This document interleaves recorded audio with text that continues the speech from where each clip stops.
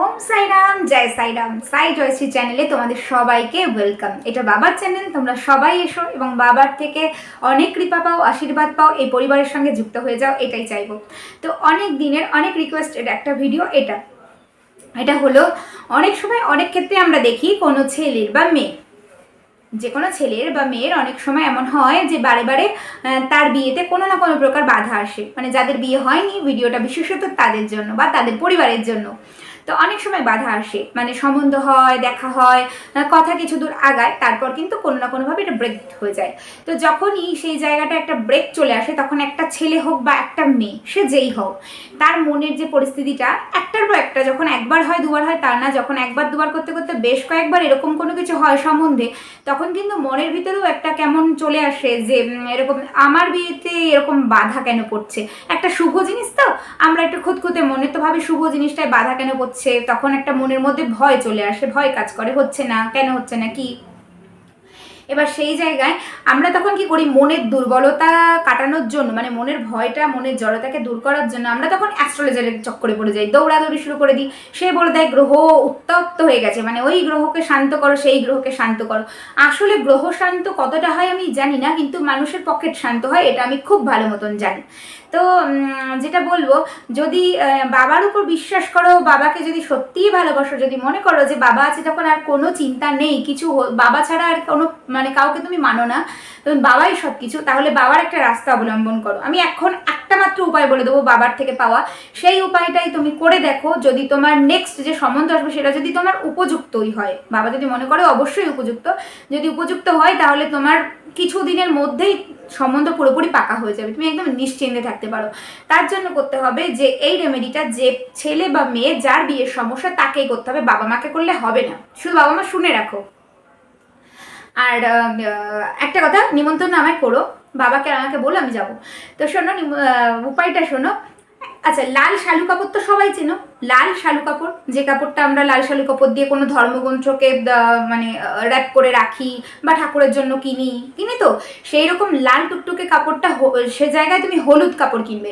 সেটা সুতির হতে পারে, সিনথেটিক হতে পারে, মলমল হতে পারে, ভেলভেট হতে পারে, একদম হলুদ, একদম হলুদ নিতে হবে। 4 কোনা, যেমন হাফ মিটার কাপড় দোকান থেকে কেনা যায় সেরকম হাফ মিটার কাপড় নেবে, যাতে 4 কোনা জিনিসটা হয়। এরপর যেদিনকে যে মানে যে ছেলে বা মেয়ে যে যে এই কাজটা করবে, সেই বৃহস্পতিবারে কাজটা করতে হবে, বাবার স্পেশাল দিন, বাবার সমস্ত বারের থেকেও গুরুবারটা বেশি স্পেশাল, তাই গুরুবারের কথাই বলছি, সেই দিনই করতে হবে। আর কাজটা করতে হবে কি, সেই দিনকে তোমার নিরামিষ খেতে হবে প্রথমত। সকালে উঠে স্নান সেরে একটা ধোয়া পোশাক পরতে হবে, সেটা অবশ্যই নীল বা কালো হবে না, সেটা যে কোনো অন্য রঙিন রঙের হতে পারে, হলুদ হতে পারে, গোলাপি হতে পারে, লাল হতে পারে, মেরুন হতে পারে, সবুজ হতে পারে, কিন্তু কখনোই সেটা একদম গাঢ় কালচে নীল বা কালো হবে না। তো স্নান করে সেই একটা ধোয়া পোশাক পরে নাও, পরে নিয়ে সেদিনকে নিরামিষ খেতে হবে, এটাও মাথায় গেঁথে নাও। তারপর তোমাকে ওই যে কাপড়ের টুকরোটা, হাফ মিটার যে কাপড়ের টুকরোটা, তোমার ঘরের যেখানে ঠাকুরের মন্দির, ঠাকুরের আসন, তার ঠিক সামনের নিচে মেঝেতে বা মাটিতে বা যেটা আছে তোমার ফ্লোর, সেখানে কাপড়টাকে বিছিয়ে পাতো। পাতার পরে ওর উপরে নাও 250 গ্রাম, যেটা হচ্ছে আতপ চাল, যেটা আমাদের পুজোর কাজে লাগে, আতপ চাল। এই আতপ চালটা 250 গ্রাম নেবে, ওই হলুদ কাপড়টার উপরে ঢালবে। ঢেলে সেটার উপরে একটু গঙ্গা জল হোক, গোলাপ জল হোক বা নর্মাল জল হোক, একটু জলে ছিটা দেবে। আর গুঁড়ো হলুদ হোক বা কাঁচা হলুদ বাটা হোক বা অষ্টগন্ধা, যেটা হলদে, সেটা হোক, যে কোনো একটা হলুদ জিনিস দিয়ে ওই একটুখানি জল বা কিছু ছেটাটা দিয়ে, গোলাপ জলে ছেটা দিয়ে চালটাকে মেখে হলুদ করতে হবে। ঠিক যে প্রসেসটা আমরা রান্নার একটা ক্ষেত্রে বাসন্তী পোলাও করতে গিয়ে করি, চালটাকে হলদে করি, সেই রকমভাবেই চালটাকে হলুদে হোক, অষ্টগন্ধায় হোক বা তোমার আরেকটা হচ্ছে কাঁচা হলুদে হোক। আর যদি তুমি চাও তাহলে কেশরে, আমি অবশ্যই বলবো না যে কেশরে, কারণ সবাই সেটা করতে পারবে না, সেটা দিয়ে তোমাকে প্রথমে চালটাকে হলদে বানাতে হবে। তার উপরে রাখতে হবে কাঁচা হলুদ, যেটা বাজারে বিক্রি হয়, কাঁচা হলুদ, যেমন গাট গাট বিক্রি হয় না এক একটা। এবার বড় বড় নেবে না, কারণ তোমার লাগবে অনেক, তাই বাজারে গিয়ে খেয়াল করবে যেটা আমাদের কোড়ে আঙ্গুলের মতন ছোট ছোট হলেও হবে, এই রকম তোমার লাগবে 21টা কাঁচা হলুদ। 21টা, তুমি চাইলে 2-4টে বেশি আনো, কারণ কোনো কারণে যদি একটা নষ্ট হয়ে যায় কাজের সময় তোমার কাজে লাগবে না, তাই 21টা লাগবে। তুমি চাইলে 25টা আনো, 22টা আনো, 23টা আনো। 21টা কাঁচা হলুদ লাগবে, ছোট আনলেই ভালো, কারণ এত বড় বড় দিয়ে কোনো লাভ নেই। তুমি একটু নিজে দেখে নেবে, 21টা কাঁচা হলুদ আর 21টা কাঁচা টাকা, মানে 1 টাকার কয়েন, 16 আনা যেটাকে বলি 1 টাকার কয়েন, যেটা আমাদের পুজো পারপাস ক্ষেত্রে ব্যবহৃত হয়। তো সেই 1 টাকার কয়েন কাপড়টাকে রেখে তার উপরে কাঁচা হলুদ রাখবে, 21টা কয়েন রাখবে, 21টা রেখে বাবার সামনে আরজি লাগাবে খুব মন থেকে যে বাবা আমার জিনিসটা কেন বাধা আসছে জানি না, এটা আমার জীবনেরও একটা বড় গুরুত্বপূর্ণ জিনিস, তুমি তো সবই জানো, তাহলে আমার এই বাধা থেকে আমাকে মুক্তি দাও এবং আমাকে একটা খুব সুন্দর সংসারী জীবন তুমি আশীর্বাদ করো। আর যে জীবন সাথী হবে, মানে সে ছেলে বা মেয়ের ক্ষেত্রে বলছি, তাকে যেন বাবাই তোমার জীবনে পছন্দ করে পাঠায়, মানে বাবার চুজ করা ব্যক্তি যেন তোমার জীবনে আসে, জীবনটা যেন আরো সুন্দর হয়, এটা প্রার্থনা করবে। করার পরে বাবার গায়ত্রী মন্ত্র হোক বা বাবার যে কোনো একটি মন্ত্র জপ করবে 108 বার।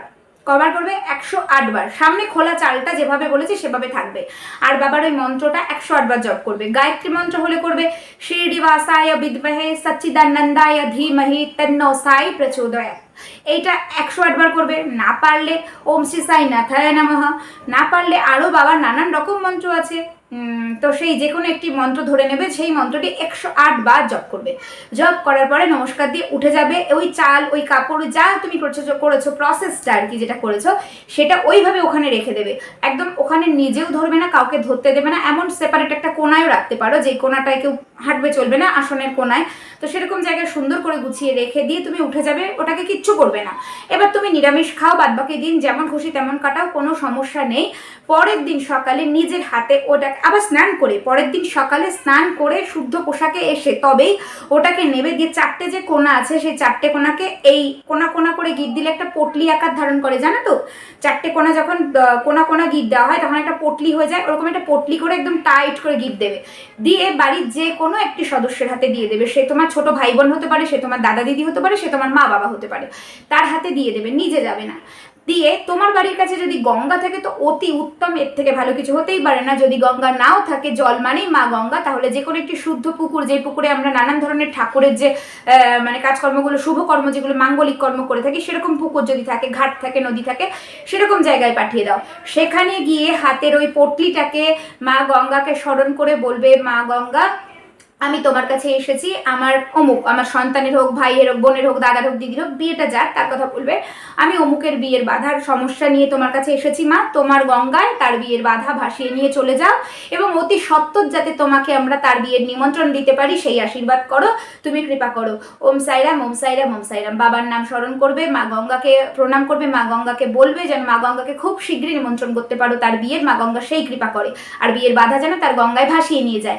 বলে নমস্কার দিয়ে গঙ্গার মধ্যে তুমি ফেলে দেবে, ঠিক আছে? স্নান করতে হবে না, জাস্ট গঙ্গায় ফেলে দেবে, মানে জলে ফেলে দিলে হবে, যেটা পুকুর বলছি পুকুরেও জলে ফেলে দেবে, গঙ্গায় গেলেও গঙ্গায় ফেলে দেবে, দিয়ে ফেলে দিয়ে পেছনে ঘুরবে না, ফেলে দিয়ে সোজা বাড়ি চলে আসবে, মানে ঘুরে তোমার আর দেখার কিছু নেই, বিষয়টা ওখানেই শেষ, তার বাধাটা ওখানেই ছেড়ে দিলে বয়ে গেল, ব্যাস। এবার বাড়ি আসো, ব্যাস বিন্দাস থাকো, বাবাকে স্মরণ করো, দেখবে খুব শীঘ্রই, মানে তোমার নেক্সট যে সম্বন্ধ আসবে সেটা যদি তোমার উপযুক্তই হয়, দেখবে বাবা সেখানেই লাগিয়ে দেবে, একদম নিশ্চিন্তে থাকো। আর যখনই হবে, হয়ে যাওয়ার সঙ্গে সঙ্গে কিন্তু আমাদের সবার সাথে তোমার এই সুখবরটা ভাগ করে নিও, এক্সপিরিয়েন্সটা শেয়ার করে নিও, ব্যাস। বাবাকে শুক্রিয়া করতে ভুলেও না, মোটেও ভুলো না, অবশ্যই শুক্রিয়া করো। আর এক্সপিরিয়েন্স শেয়ার করতে তুমি বা যে কেউ যারা এখানে দেখছো তাদের সবাইকে বলছি, এক্সপিরিয়েন্স শেয়ার করতে 7602760315 নাম্বারে এক্সপিরিয়েন্স শেয়ার করো, গ্রুপে এসে জয়েন করো, বাবার পরিবারের সদস্য হয়ে থাকো। আর যদি এই ভিডিওটা মনে করো কারোর কাজে লাগবে, তাহলে পারলে একটি মাত্র শেয়ার করে দাও। তোমার একটি শেয়ার হয়তো এমন কারোর হাতে পৌঁছাবে যার হয়তো এই ভিডিওটা এই মুহূর্তে খুব প্রয়োজন। সবাই ভালো থেকো। আজকের মতো ওম সাইরাম, জয় সাইরাম।